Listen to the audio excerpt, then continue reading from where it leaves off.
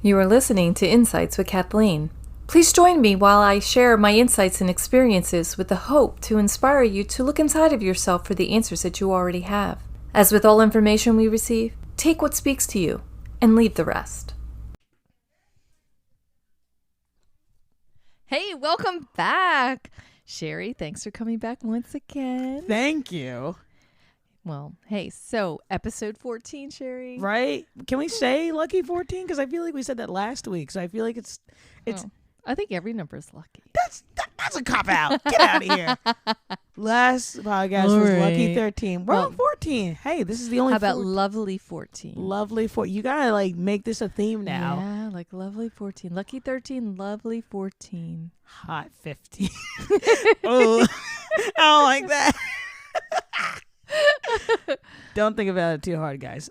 yeah, please, because my brain's already hurting. Right. All right, so hey, what do we got going on for today? What do we got over here? Okay, well, I wrote a couple things down, but this is like the biggest one that popped out to me, and it was the newest one. Mm-hmm. So my question, dear Kathleen, I've been on such a cool journey, right? Mm-hmm. And I've been like using my gut, finding the answers, all that stuff. But now I'm in a little bit of a transition. And now I'm just thinking, when do I stop looking for the answers and try to, when do I stop looking for the answers? I guess that's my question. I'm confused in Connecticut because I'm so used to being like, there's an issue, here's my answer. There's this, there's that. And I've not been able to do that as much or as frequently anymore. Well, and I'm believing that you're asking this question because you hear me say all the time when you come to me with other questions, and I'm like, Sherry, you have the answer inside of you. Right. And I can imagine that your head's probably exploding at this point because what the hell does that mean? Right. Yeah. So, and especially for those who are listening, I just want you to know we all do have the answers for our own personal lives inside of us. Right. And really what that means is a lot of times we're looking outside of ourselves for a certain level of validation, or we're taking a poll among our friends and family like, hey, well, what do you think I should do about this? And well, this thing's going on, and you're listing everything that's going on, and you're putting all that energy into it. Right. And then, you do a little bit of swirl possibly, and you're like, and we're always looking, not always, but a lot of people will look outside of themselves for what's right for them. Guilty. Yeah, well, there's nothing wrong with sharing. Like Right. if you're trying to piece it apart and just try to find center. Let me try to say that word again. Center. Sender. Yes. Center to center. Well, you're trying to send her. Yeah. So there's nothing wrong with just kind of saying, hey, I just need to hear myself say this. Like I do this a lot. Right. Where I just want somebody to be my sounding board. I really just need to hear myself say it. Right. Because then it's out here and not so much in my head. Because sometimes when it's in my head, I can make it all jumbly. Oh, for sure. But if I put it in the physical world and I just kind of like lay it out. Yeah. Now the key for me is what kind of energy do I put behind it, and can I stay neutral when I'm putting it out there and sorting it, right? Because when I'm neutral and sorting it and sharing with somebody so I can sort it, it's just, I see better. Right. But that all being said, you don't always have to have the answer immediately. Really? So like, how cool would it be? It's kind of like a dream, right? So that this thing is coming up here, and you're kind of like, well, I can't really figure this out. Right. Yeah. And then my head's really starting to hurt. Well, back away from it. Yeah. Just let it unfold naturally. Like, don't force it. Right? Sometimes I force it, and my head busts. I'm like, I can't see straight. Yeah. Well, the lovely thing about you, personally, Sherry, we're going to talk about you personally. Sure, here, go if ahead. you don't mind. So the lovely thing about you is you are a driver. Like you have this energy that you just want to make it happen. I do. You do. I do. And that's beautiful to watch. Thanks. But the thing is find your balance there. I would encourage you to find your balance. I'm not telling you what to do, but just encourage you to find your balance in that. And that takes practice and experience. Nobody's going to have any of this overnight. I certainly didn't. No, yeah. And it's just, play with it a little bit. Okay, hey, can I just step away from this problem for right now and let's just see how it's going to unfold? I guess for me personally, when I was like trying to, look for the answers, and I was like in a funk for about 2 weeks, and I was like, I always have to find the answers. What's going on? But one factor was there was a lot of junk piled on top of it. So before I'd be like, oh, I have the answer to this, but it was one problem. But this was like 4 different problems with different layers. And I never accounted for that. And I guess for me, it was not only that I want to make it happen, I wanted to know what was going on, but I just hated feeling that way. And I guess that was why I was forcing it, but forcing it made it a lot worse because I was like, what's the answer? What's the answer? Pressure, pressure, pressure, judging.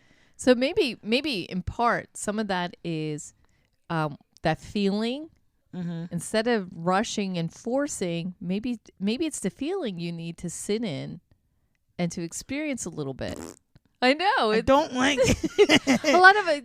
I guess because we poo. prejudge it and we're like, I just don't like how this feels, so I want to hurry up and rush through it. Right. But that's where the jewels are. That's where the richness is. Tell me more. It's the contrast, right? That's the contrast in life. And it's when you dive into that contrast of like, oh, wow, this does feel a certain some way. And I know I'm not really gaining pleasure from this, but it will inspire you to think about how you would like that so that you would have pleasure or joy or something more positive than the experience that you're having in the moment. Right.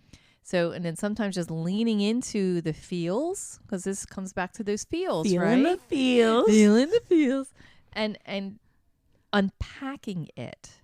So like as you were saying before, you have layers and layers and layers. And sometimes, we can see the first layer, and sometimes that's the easy one. Right? The superficial one. Check. We got that one. That one's gone. Yeah, we fixed that one. Woohoo. Oh, here's this other thing. And sometimes it's a process. And the process sometimes does take time. It's not always bam, bam, bam, bam, bam. However, it can be on some level. Yeah. Right? And the work you put in now, it just makes the magic happen a little bit later. Right. Like it's already happened, but you just haven't seen it manifest in the real world.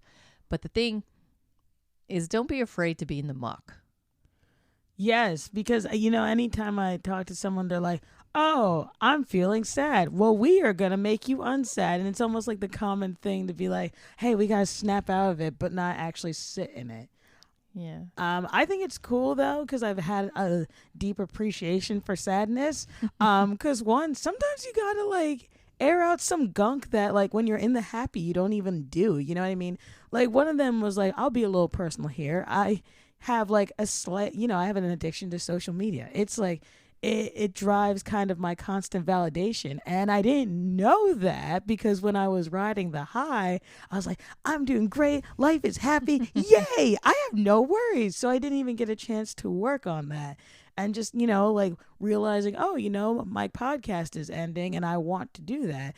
And I guess when I was in the muck, I got to be like, wow, there's some stuff we've been avoiding for a bit.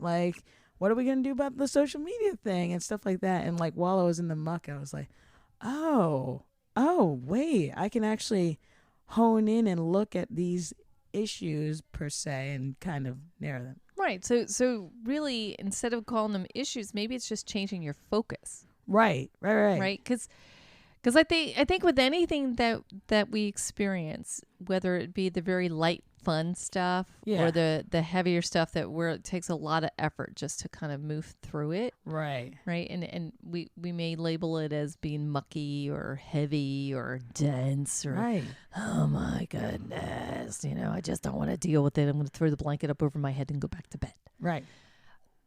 It's, in my experience, it's the denseness, and I know I'm repeating myself. Go ahead. That's where the it's richness. Hey, I got permission to do this. Yeah, there you go. Yay. Producer says it really is where the richness is. If you can embrace it and almost rest in it and see it again as, oh, this is an experiment, and it's kind of approaching it without really judging it, and that takes practice. That's hard. It is hard, but and it takes practice and not judge. Don't judge the judging. Question. if we're going through a muckiness, because I know a big thing you like to say is like maybe switch it into a positive affirmation. Say if I'm going through a muck, is there anything that we could call it to make it sound less negative? I guess. Well, I think I think it's like it's funny, Sherry, because when I was way younger, what you say? You look young now. You just I know. can't see it. Guys. I just like to have her say it to me. It's true. Okay, guys. All right, so let's just say many years ago, like when I was around your age. So right? like a couple years ago. Yeah, you're so funny. I had a lot of experience and a lot of opportunities where I was in that denser, heavier space, and wanting to break through that, because it's exhausting. It is, right? It is. It is. It's really, really tiring, and I found that because I just didn't like it, I had to find another way to deal with it. Right. So that's where I think I became a spinner, not the kind of spinner. Okay. You're making a face of what? She said it, not me. I want to play back of that. I became a spinner when I couldn't deal with the denseness. Meaning that I like to spin, like reframe it, right, into something more positive. Right. So let's just say, okay, I had lots of experiences with my car not working. And way back then, there were no cell phones. Jeez. Okay. And payphones, man, you really had to hoof it to find a payphone. So, and there wasn't a whole lot of cash flow at the time. Okay. So there'll be times where like maybe my car just won't start, or I locked myself out of the car, which happens a lot. Cathleen. But I've learned with each of those experiences. So the car's broken, the cars won't move. The cash flow is very limited. So you really are praying and hoping that it's not going to cost you a lot of money to get it fixed, because it's just going to set you back so far, right? Right. So, when those opportunities came up, I was like, all right, well, you know what? This is an opportunity. This is an opportunity for me to see how the universe is going to show up for me today. And I made it fun, and I made it an experiment. I like that. And I would just say, hey, okay, so who am I going to meet today? Like, who's going to help me out of this one? Like, who are you sending me? I like that. And it almost felt miraculous that these lovely souls, peoples would just show up and things would happen. And I love that. And it was not usually as bad as a fear spiral could take me to, right? Right.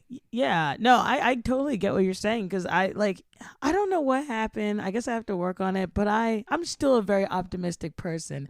But I guess I was like more of a daredevil too. Like I was like, nothing can hurt me. Let's go. And I also had a car that was like not the best. It didn't start.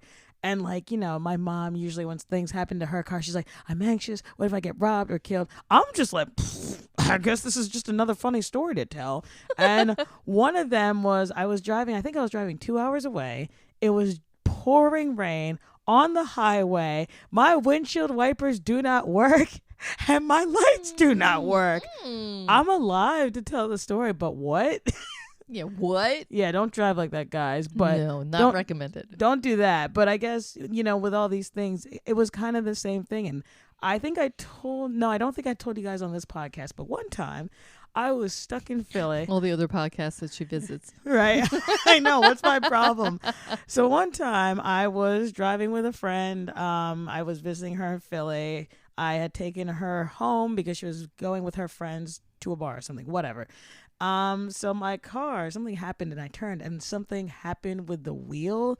So the wheel, I couldn't drive the car. It just stopped. And I was like, great. But the part is, I was in the middle of traffic. I was in the middle of a busy road on a slope. So no one could see me. So I'm there trying to change my tire and making sure I move so no one hits me. And I kid you not, I think I stood by the car and I was like, I have the feeling someone's going to hit my car and I don't want to be in there. This woman skidded all the way down and smashed into the back of my car, and I did not make a face at all. I was just like, yeah. And the woman's like, oh my God, I'm so sorry. I'm so sorry. And I was like, it's fine. I thought someone was going to hit my car. But, instead of like being upset, I was just like, all right, let's see what else could go wrong. But it wasn't bad, though. It wasn't bad. Like, I was able to get out of this situation. But instead of being like, oh, my God, this is all awful, I'm like, let's see how resourceful I am today. Well, I think that's a pretty rich story right there. So you were in touch enough with your senses and your intuition. Right. That you already had that sense and that feeling. Yeah. So then you've taken yourself out of harm's way. Yes. Just as it's happening. Yeah. So thank God that you were feeling the feels then Right. and paying attention to the intuition. Would have been dead. Or something. Or something. Yeah. And you're right. It's just a car. It's not you as a person. Right. Exactly. But that is a good place to be. So if you were to take that story and then move it forward to where, you're asking this question about the muck and how do you turn it. So it's really, it comes back to other conversations that we've had, right? Mm-hmm. We get to choose how we're going to think about something. You're right. So we can label it whatever we want, and it just all depends on what kind of experience do you want. So choose that experience as you're choosing the thought.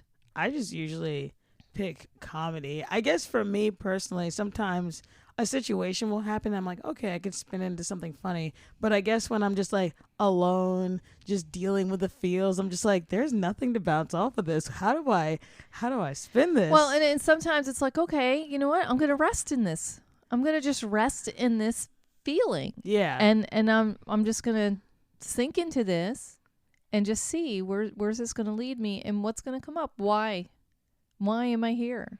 Right. Sometimes why? Okay.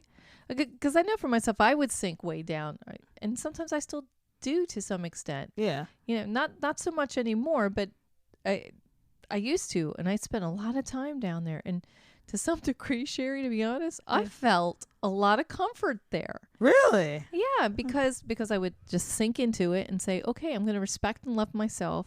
I'm not judging this. Apparently, I need a good cry. Or apparently, right, yeah. I just need to feel this. The value of crying, guys. Oh, it's so cleansing. I did not do it for like all of high school, and I got chronic migraine. So just do it, guys. Well, we can do a whole thing on crying, man. Next podcast. Do you know, even when I was really young, I could just watch certain commercials and I would cry, and I used to get made fun of by my family. Like, you're crying at that? I'm like, shut up. Is it the It's the Vultures commercial. They came home and they're hugging, and they're such a sweet family. I thought you were talking about the Sarah McLachlan commercial, In the Arms of an Angel, like the adoption one. That was like the hallmark of crying. Sure. Absolutely. I mean, those are the obvious ones, right? I've cried over coffee. But my family would not make fun of me for that because they're probably too busy fighting back their own tears. But it's the silly commercials that, like, for whatever reason, I would get emotional over. And anyway, I think that's a whole nother conversation. Right. But no, I was gonna say that's really cool because you taught me the value of crying, and I was like, oh, I don't want to be like one of those people, because I would make fun of people too. I was like, how is she crying during this commercial? But when I did it myself, I was like, wow, my body feels really good after this. Well, yeah, and that's energy coming through you too, and a release of energy and a moving of energy. Yes. And we've talked some things on energy, and I know that in previous conversations we're just hitting the surface on a lot of these topics that we're talking about. Right. And that's okay, because I'm sure at some point we'll get even deeper. Yeah, and we'll even get deeper on this one later. Yeah. But you were saying too, the unexpected will sometimes come forward, and we may, with a knee jerk, I'm sorry, it's taken me forever to get these words out. No, you're fine. But we just may, out of habit, just start to judge and feel about it and think about it in a certain way. But I bet you, if we were to back up, like think way back, that maybe we had made a statement that we wished that something was a certain way. But when this thing comes to us to where we feel like we're in the muck, or we feel this change, or we're feeling like it's a little like unsettling, or whatever those things could be, or feelings could be, or whatever it is that we're experiencing. Yeah. Maybe that's the change to make what it was that you were wishing for way back. And this is the change that's making that happen. That's helping it to come to fruition. For example. Okay. Yeah. I love this story, by the way. And I love to tell this story and share this story. So, for example. Yes, go for it. I just love my spirit team. I just got to give them a shout out right now. Yeah. So, not too recently divorced, but kind of divorced. And, right. And my kids are kind of young, and I wasn't working full time, and there wasn't a whole lot of a cash flow at that point in time. And, the universe has been really awesome at providing for us.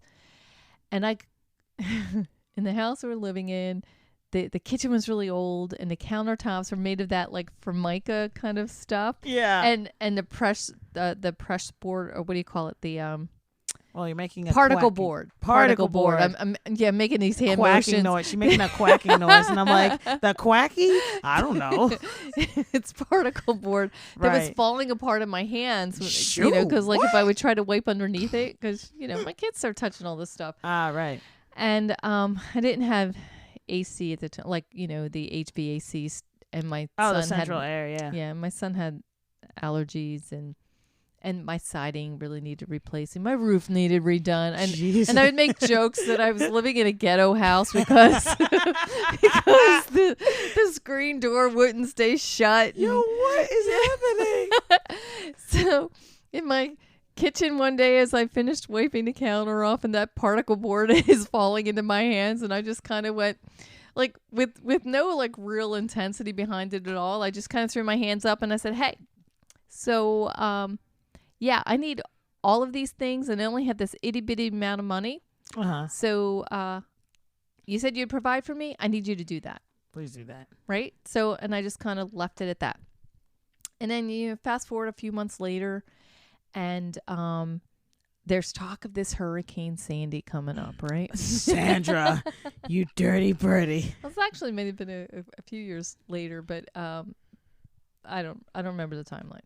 But in any regard, a couple of days before the hurricane, now mind you, we've had other storm warnings and intensity warnings to the extent of Sandy, but I never really prepped for a storm. Right. I was never moved to prep for it. You're like, but take me away. But this particular storm, my spirit team was really pressing on me. And, so I'm getting laundry done. I'm filling up jugs of water, and setting them down, someplace. Yeah. Out of the way. Right. And I got batteries for the radio, batteries for flashlights. I got candles out, and I'm like I am prepping to the hilt. And then there was this little push to pack a suitcase, and my kids were already like, kind of, "Mom, what are you doing? What's going on?" Or they're getting nervous, and I sort of just pushed back on it and says, "Look, they already think I lost my mind. If I pack a suitcase, they'll really be upset." So I didn't pack the suitcase, but I even brought like my metal box. My mom had given us a metal box for important papers. Oh, that's nice. Like a firebox. Yeah. So I pulled that out of its hidden place and put it near my doorway of my bedroom door. Right. All of this. Wow. So okay. We're packing. The storm hits, yeah. And we're preparing for my daughter's 16th birthday party. Aww. So the lights are out, but we're all in the family room. So it's like the one side of the house, and by candlelight, and we're putting glitter on little snowflakes because she wants to have this interesting Italian themed snowflakey something or other, right? So intricate. Yeah. very imaginative, right? So we're doing that, and the dogs in the family room with us, and we're all there, and we're listening to this wind howl, and like I said, the lights were already out, and all of a sudden we hear this like this crackling noise, and we're like, "What's that?" Yeah, that's weird. Like we weren't like startled, but we were just surprised. Like, well, that's an interesting sound. So like now we're sneaking through our own house with flashlights. That's weird. Almost like we're finding a ghost. It's like, all right. And we look up and there are tree branches in my hallway in my ceiling lamp. The tree like fell on the house. Yeah. Into the house. Into the house. And before I even had a chance to wrap my brain around what had happened, Yeah. my neighbor across the street was already on my front lawn. Oh, that's had nice. already flagged down the fire chief. That's awesome. So before I can even get to my front door, these people are there. That's awesome. You know, so yeah. so the very first thing that came to mind, I'm getting everything I asked for. You're like, I'm Right? getting my So stuff. it's not to say that I didn't have adrenaline running. It's not to say that I wasn't a little bit scared because the wind's still blowing. Our street is lined, like our whole neighborhood is Right. just lined with these like 60-year-old oak trees. Oh You- God, yeah, they're big. So big and old, right? Yeah. And we really thought that it was a different tree that might come down through the wind because Yeah. it seemed to be, you know, kind of like looking a little less than, Pretty. yeah. It was an old tree. It was an older tree, but it had a lot of dead branches and stuff in it. So yeah, so I was more afraid to actually go across the street to stay with the neighbors with my kids than to stay in that house with the tree in it because the wind was still blowing so hard. Oh, right, because that storm was bad. It was, and it was a very cold fall. Yes, it was. So it almost felt like winter, and it turned out like we were without electric for almost 2 weeks. Yeah, it was You a know, while. Yeah, It was, and then the neighborhood ended up looking like a war zone because there did. were just so many trees that did Trees come and- down. Yeah. So now, and during all of this, yeah, I could be very upset and I can cry and I think my children were more upset about what had happened than me. You're just like, let me tell you about my the new kitchen. Yeah. So the sad thing is if I would have packed the suitcase, then I would not have had to worry about any clothing to wear. Right. Because there was blown insulation up in the attic, and then that destroyed the clothes. Because who wants to wear something? It's hard to get that insulation out of your clothing. Right? Yeah, that's not like good either. No. And so at least my son and I would at least had something to wear. But we have lovely friends who helped us out, and then of That's course where I nice. was working, they were fabulous. But because I was able to really see the positive in all of that, to know that, hey, wait a minute, We're getting. I asked for this. You did. I asked for this from the universe. Now, mind you, I didn't know how the universe was going to deliver, Right. but by this tree being placed in my house, this is how it got delivered. Right. So by being able to view it that way and see it, then instead of being stuck way in the muck and feeling Right. desperate and feeling, oh, like I've got the worst luck, Yeah. I was able to look at it and say, I am so blessed. I love that. I love that so much because as much as I'm like, "Ugh, I don't like the muck, I can pretty much count a lot of ways where I'm like, you know what? This got stronger, or I learned how to do this, or like, I like with the podcast, I didn't realize how much of a weight that was like for my other podcast that I was doing. And I was like, I'm sad. I don't get to do it anymore. But like now so many opportunities have lifted. Like I got an email from the school saying, hey, we have a school podcast. Do you want to do that? And just these other opportunities showing up. And I'm like, oh, okay. See, so now you just made more room for more opportunity. Right. Because, the universe is like, listen, this is taking up a lot of your opportunity. So we're like, we're going to check that aside. Here's some other ones. Because I thought I was going to be like, not a shell, not a husk per se, but just like wow, I feel so empty because there's nothing here. And the universe is like, you're cute. Yeah, but some of that though too is where are you placing your identity, right? Right. So, and I think that when you were confessing about the social media aspect of things, I did confess this thing. yes, you did, and thank you for doing that. Of course, we hold that in love and respect. I hope you know that. Yes, thank you. But I wanted to just touch on that for a minute, if you don't mind, because Oh, I don't go think ahead. that you're the only one who has Right. that experience, right? Oh, no, I don't think so. I believe that there are a lot of people who do tie either their identity to social media Yes. or that they have a distorted perspective of what reality is for those who are posting on Right. social media. Yeah. And that's where, again, it's really important to check in with yourself, unplug, Right.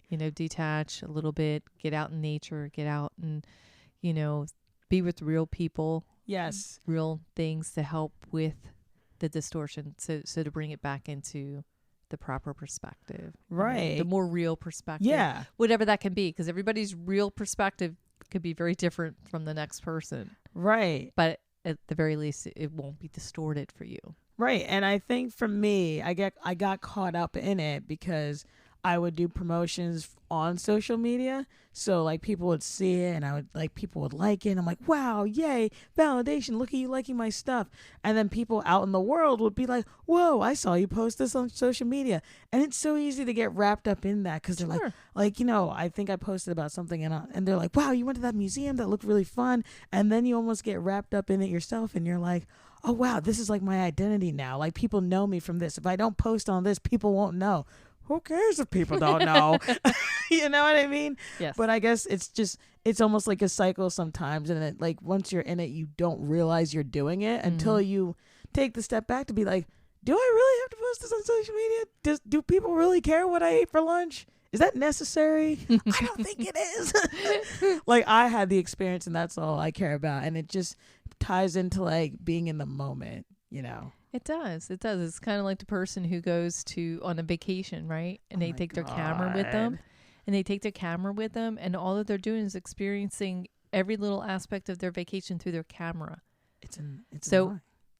But it doesn't matter if it's annoying or not, right? Or how we perceive that. But the thing is are you really present, or are you, and being there Right. in that moment, or are you hiding behind the camera and taking it from a different perspective, like maybe sitting on the sofa perspective, even though your body may be there, but you're not really there because you're behind your camera, Right. focusing it, trying to get the right shot. And because to me, it's like a different perspective, even in your own head. It is. None of you follow me on social media, but I will confess, I went to a museum once, like previously, like maybe last month or something, and my friend took me and it was amazing. But for some reason, I felt so caught up to be like, well, I gotta document this. I'm gonna forget this. I gotta put it all on Facebook.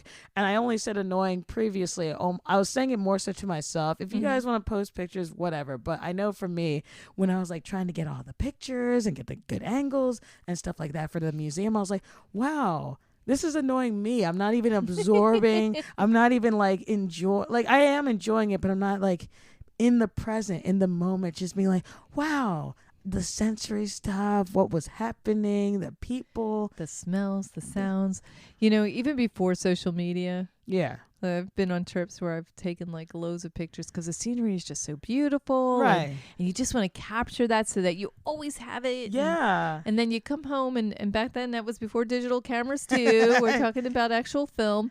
And then you develop the pictures and you're spending all this money developing the pictures, and then you have all these pictures, and then later when you go look at them years later, you're like, huh. Because it's just scenery. It's just scenery. There's no people. There's no So- people. That's the whole So, essence. Okay. Now, when I was there, if I didn't have the camera to my face, but I really took it in, then it would be in my heart. Yeah. And I think then I can draw on it probably a little bit better that way, because then it's the feeling that I'm drawing on, and I think sometimes the picture doesn't always hold on to the feeling. No, it doesn't. Yeah, I think for me, I get nervous because I know a friend of mine's like, some people in the group of friends have the person that takes a lot of pictures. So one of my friends was like, the reason I take a lot of pictures is because I have really bad memory and I'm going to forget everything. And for me, I'm just like, well, my memory's not that great. Should I be taking all these pictures? And then I get all anxious and I'm just like, well, now I'm not even enjoying the experience. So I can't even remember it that much anyway, because I was so enthralled with my camera. And then it's on, it's a whole thing. Ah, see, right there, you took on somebody else's stuff instead of standing in the sherry. I did. I did. And I was just like, ooh, And I didn't know why I did that. I guess I was just like, I don't want to forget the memories. But I'm Tina, like, you're so adorable. You really are so adorable. Whatever. Whatever, lady. I love that about you. That I take on people's stuff. No, not that part. That you are an explorer. Like somebody mentioned something to you, and you're like, oh, okay, I'm gonna give that a try and see how that works for me.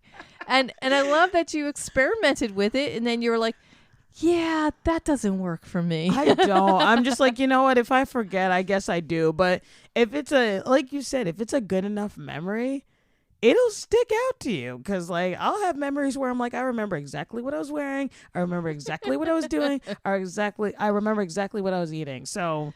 But I just want to go back to this for a second. Okay. Right? All right. So I love that somebody said something and you're like, that's an interesting experiment. I'm going to give this a try. God. Don't laugh because I'm going to lose this. And then now you're trying it and you're like, this is crap. Right. And what I love about the whole thing is that you were willing to try it, but you didn't get mucked into it. Like right. So the pressure wasn't there. Yeah. And I think that's the important lesson here, right? Yeah. That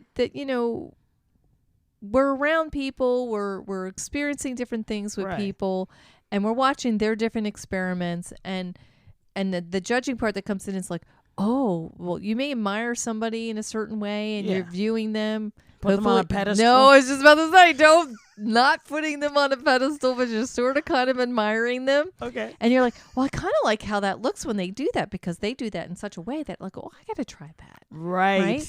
And sometimes it's about experimenting, even trying it on and like, how does this feel for me? Oh, no, well, I got to tweak it. Or no, I got to do it. Oh, this is crap. I'm letting that go. The thing is it's okay to admire and to, what's the word I'm looking for? Just to see, and I guess admire is it. All right, so I'm gonna move it on. Admire. Yeah, I'm gonna move it on. So, and then you're like, all right, I want to kind of try this. Yeah. But just don't get attached to it. Right. Right. So if it's not working for you, don't get over attached. Let it go and just say, okay, well, you know what? I tried a piece of that. I want to take a little bit of that and I want to put my flavor on it. Right. And I want to make it mine. And then when you make it yours, then that's the best, right? So it's not getting caught up in somebody else's expectations, not getting caught up in how somebody else does it, because we're all different. Right. We all see it differently. Yeah. We all approach it differently. So coming way back around to what you initially started here. Yes. Let's see if she remembers, because I don't. Okay, I got it. So you were asking about when to stop looking for answers. There you go. So now tell me. All right. I guess pretty much the basis is you're like, hey, just let it flow. The more you force it and kind of put a spin on it, don't think of it as such a negative. And then you talked about I'm just reiterating. That's fine. So you got it, right? Yeah. So I got it. Okay, well that's what's Did important. you get it? Yes. I was testing you. No, but I like it because you were just like, hey, try to be, I don't know if the word is comfortable, but I think you were saying something about like, hey, just, be real with yourself, first of all. Yeah, just, right? Be real with yourself. Settle into it. Don't judge it.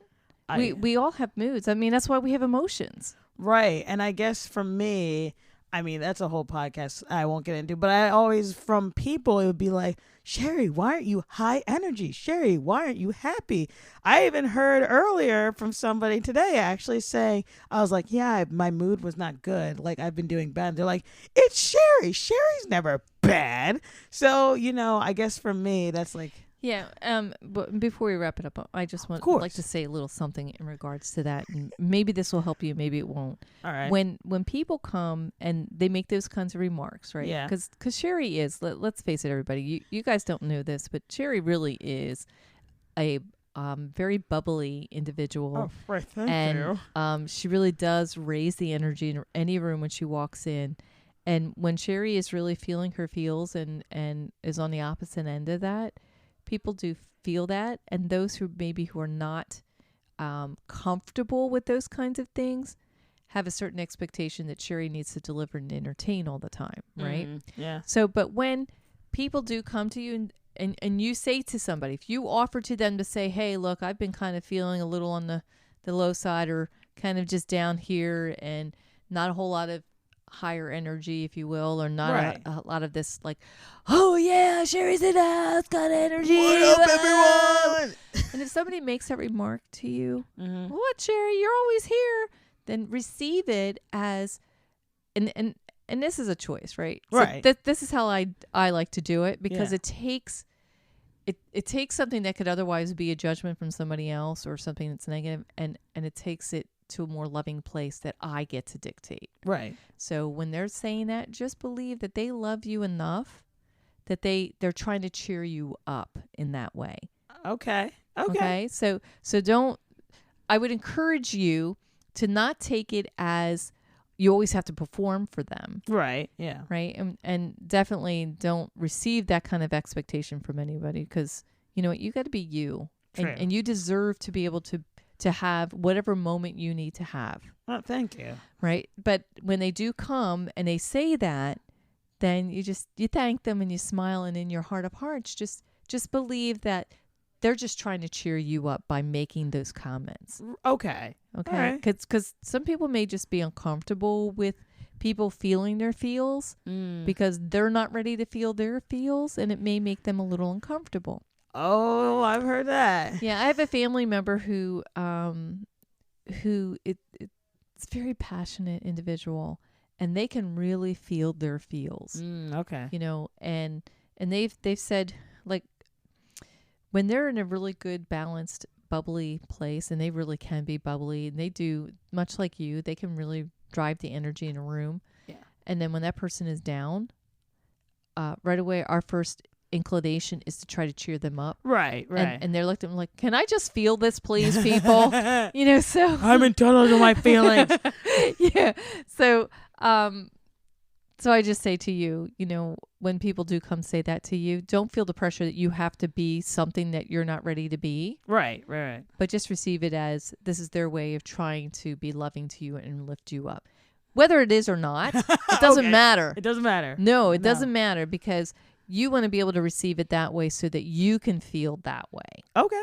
Not feel the pressure of having to reach somebody else's expectation. I'll just be like, thanks, and walk away and not think about it. Well, thanks for bringing this up with us today. Well, of I really course. appreciate you. You do share so much of yourself with us. And Thank you. And I'm just going to say on behalf of all of our listeners, Sherry, we really do appreciate you sharing so much because I know that we all, on some level, have had an experience similar to yours. Maybe not exactly like yours, but to some extent similar. So thanks again for bringing up this lovely topic. Why, thank you. Well, thanks for having me again, and thanks for your awesome analogies and your insights. You're just too kind. All right. You all have a good night. Thank you for tuning in. Remember that you are bigger than anything that you are going through or anything that is happening around you.